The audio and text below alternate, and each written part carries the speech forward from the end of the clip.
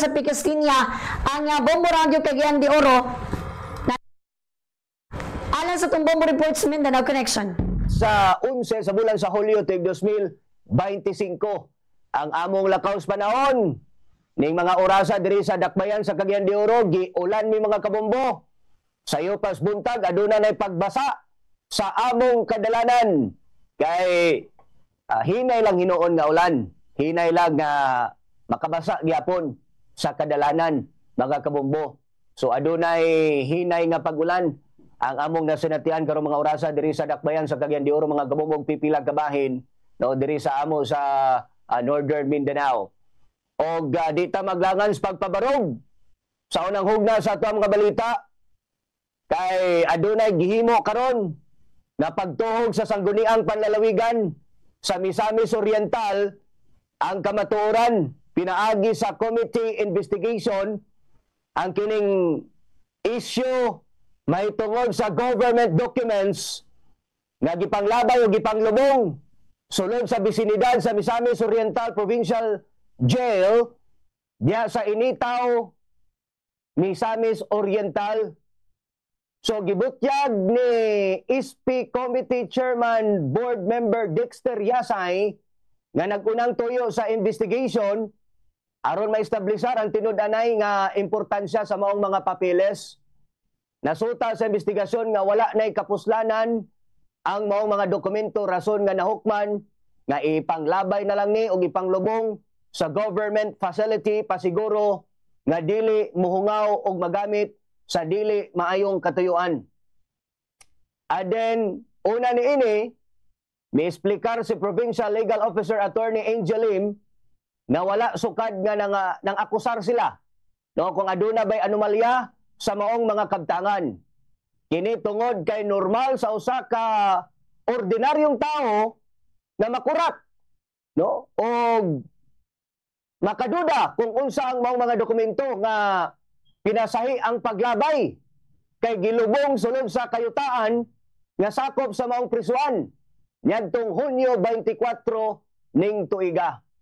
So kini nga committee hearing amo ning hulatan mga kabombo kay ang tuyo ra gyud sa katawhan sa lalawigan sa Misamis Oriental no mahatagan og katinawan kung kini nga mga dokumento simple lang no kung unsa ni nga mga dokumento angayan na ba ni ipanglabay or dili pa kana lang di ba angayan na ba ipanglabay or dili pa kay nganong gipang lubong man ni sa yuta mga kabombo sulod sa Misor Provincial Jail no kana lang gyud nga ang gusto masayran sa katawhan aron mga wala ang pagduda di ba na kining mga dokumento angayan na ba ipanglabay naa pa ba ni pulos or wala na or naa ba ni mga anomaloso or wala nga kini nga mga dokumento.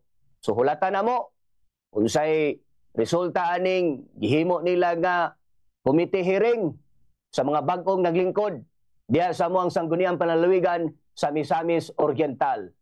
Mao kanang pagpabarog sa anong hugna sa ato mga balita pagbarog kay kanang hugna dito sa Bombo Radio Davao pinaagi ni Bombo Danica Baguio.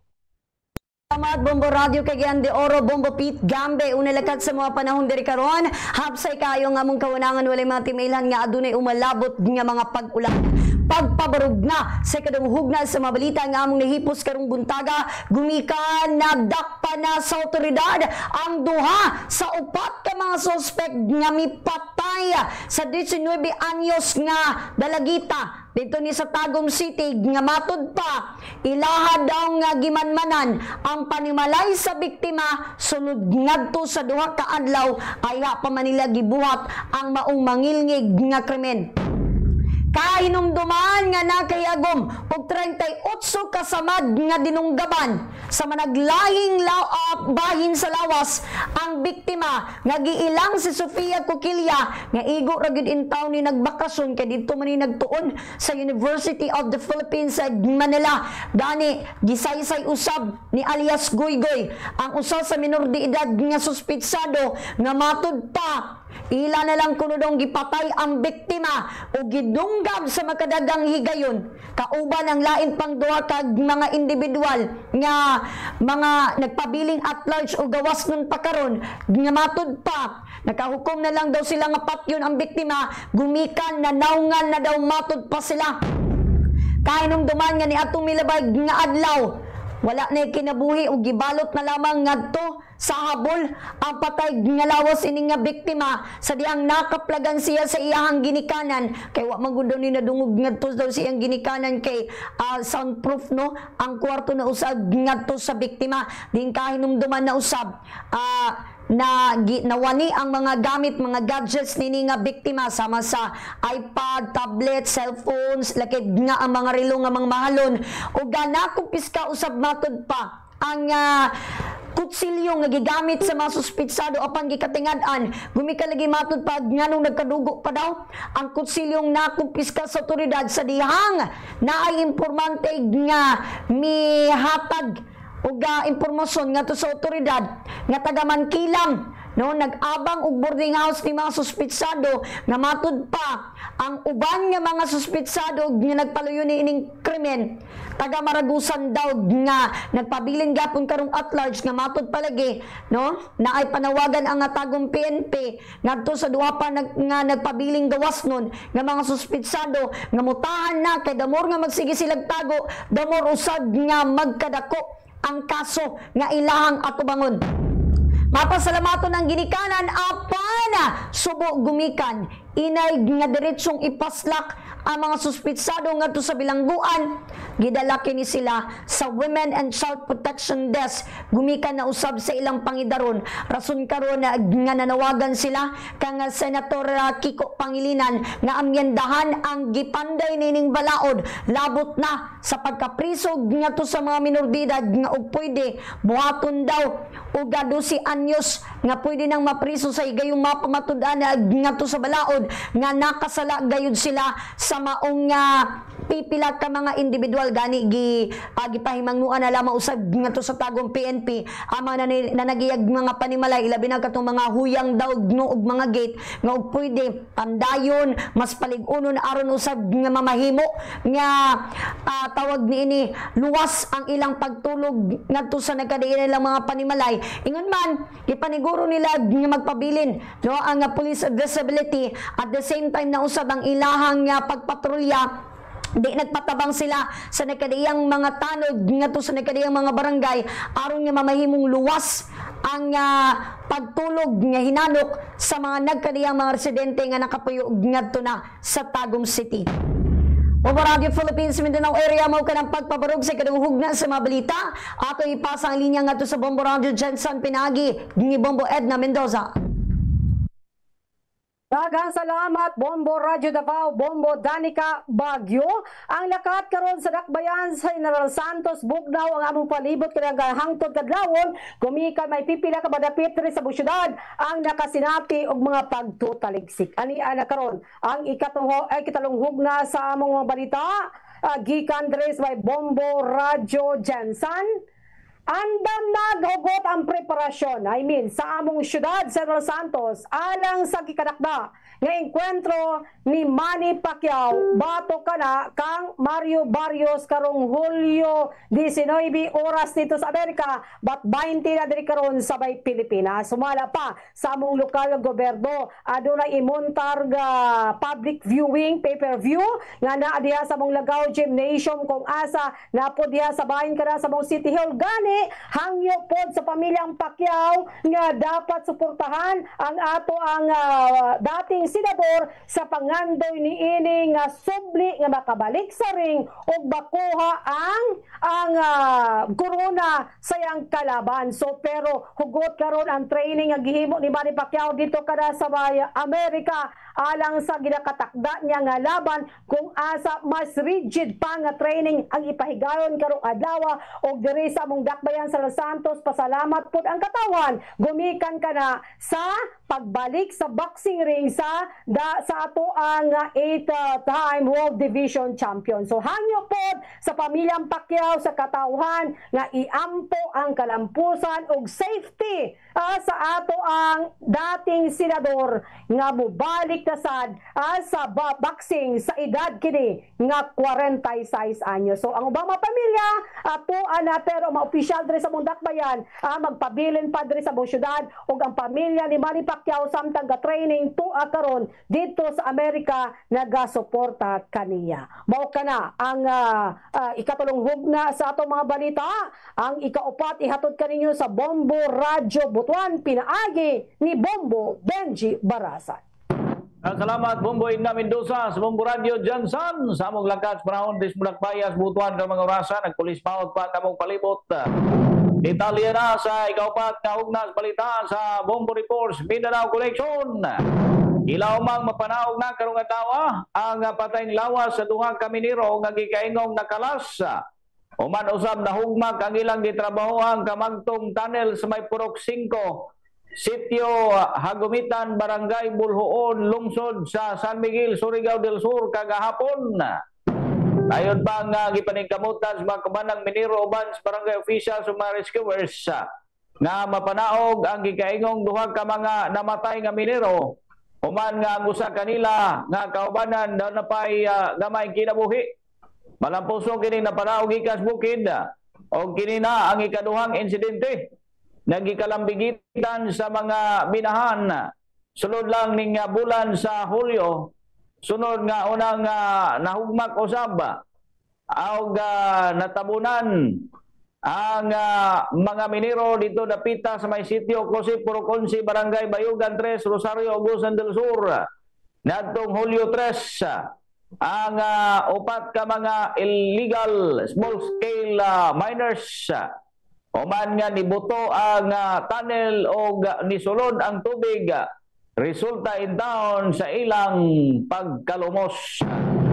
Ang tangab dayo pagkarong gipanubayan o suta sa among taga Mines and Geoscience Bureau ang mga sunod-sunod nga insidente sa mga gagmayng minahan diri sa among rehiyon.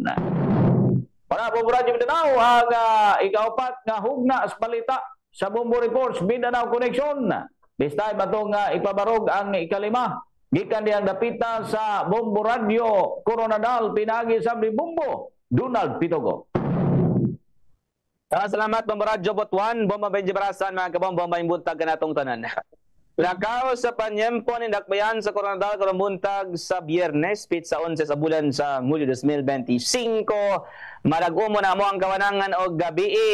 Grabe ang ulan nga amang na-experiencehan. Kusog ang ulan sa Coronadal og sporadically sa probinsya sa South Cotabato. Papabarog na sa ikalang hugna sa mga balita alang sa Bombo Reports Mindanao Connection. Gipasagaan sa kasong homicide ang usa ka security guard nga may pusil og nakapatay sa gipatihang kawatan sang Pinya sa Dolefield 504 Bravo sa Sitio Caparida, Barangay Akmunan, Tupi, South Cotabato. Apang sumala sa pahayag sa mga otoridad, gibasura o giabsuelto kini sa Prosecutor's Office bangod sa kakulang sa baskog nga mga ebidensya. Samala kang Police Chief Master Sergeant Rayalos Gatinaw, ang spokesperson sang Tupi Municipal Police Station, nagpasaka ang pamilya sa napatay ginalagar kawatan batok sa gwardya nga iposil sa ilahang paryente. Apang wala ini napadayon sa piskalya.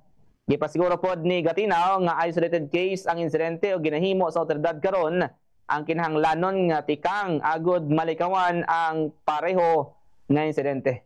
Padayon po ng kooperasyon sa tunga sang Tupi Municipal Police Station o pamunaan sang Dole Pineapple Plantation agod mapabili ng seguridad sa mga lugar. Ipanawagan po sang opisyal sa pamuluyo sang Tupi nga gilayon na report sa mga otoridad ang makaduluda nga mga hulag individual karon og presensya sang tawo sa palibot aron malikawan ang serye sang pagpangawat. Bato naman natabo ang nasambit insidente sang Hulyo 7 kung asa nadakpan sa gwardya ang 3 ka suspect nga nagpangluak sa Pinya o gipahayag nga una siya gipusil sang suspect apang makalikaw, nagretaliate ang gwardya og didto napatay ang suspect. Rason nga nagtimalos ang gwardya kay lagi ital-ital iyang kabuhi.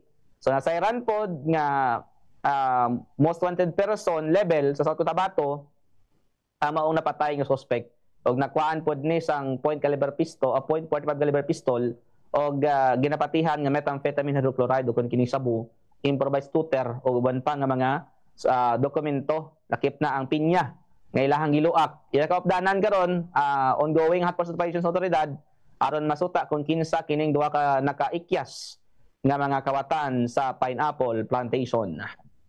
O kada na i-post naton nga balita nagikan sa area of responsibility sa Bombo Radio Coronadal. Atong mabarugon ang hugna sa mga balita sa atong Bombo Reports Mindanao Connection pinagi sa Bombo Radio Malay-Balay Bukidnon, pinagi kang Bombo Jeromar Balatero. Daghang salamat Bombo Radio Coronadal ug Bombo Donald Pitogo. Unang lakat sa mong panahon diri sa dakbayan sa Malay-Balay, hapsay ang among kawanangan karon og buntaga og walay timaylan nga mga pag-ulan na. Pagpabarog na sa ikanomong gulayng hugna sa mga balita nga among nahipos diri karon sa among dakbayan kay gumikan pasakaan sa tukmang kaso ang mga taong nanguha sa mga produkto nga dilata human sa aksidente nga truck sa kasisa nga Malay-Balay City, Bukidnon diin nagkantidad sa kapin na 2 milyones pesos. Nahitabo ang aksidente pasado alas 10 sa buntag kagapong adlaw Hulyo 10 sa 2025 sa May Suarez Hills diin nawadaan matod pa og break ang truck nga paingon sa San Jose. Mibaka kini sa kasugat nga truck og nabalintong. Kritikal ang kahimtang sa helper samtang ang driver nasa kustodiya sa mga otoridad. Gipadayag sa Golden Panda Cagayan Traders Incorporation nga hayan mo pasaka sila og kaso sa mga tao nga misakay sa panahon pinaagi sa pagkawat sa ilang produkto. Bombo Radio Philippines sa Mindanao area, mao kanang pagbarog sa ikanomong gulayng hugna sa balita atong ibalik ang linya sa anchoring station sa Bombo Radio Cagayan de Oro pinaagi ni Bombo Pit Gambe. Mga kabombo, ino na bati naglangkob sa mga detalye sa Bombo Reports Mindanao Connection ning adlaw nga Biyernes. Thank God it's Friday. Pizza 11 sa bulan sa Hulyo 2025. Ino na bati ang ato mga kauban gikan sa Bombo Radio Davao, pinagi ni Bombo Danica Baguio, gikan sa Bombo Radio Jansan, Bombo Edna Mendoza, gikan sa Bombo Radio Butuan, Bombo Benji Barazan, gikan sa Bombo Radio Coronadal, Bombo Donald Pitogo, gikan sa Bombo Radio Malay-Balay Bukidnon, Bombo Jeromar Balatero, og nanukad gikan sa Bombo Radio Cagayan de Oro, Bombo Pit Gambe. Kaming tanan nagingon, basta radio, Bombo! O kana naglangkob sa tong Bombo Reports Mindanao Connection oras sa Bombo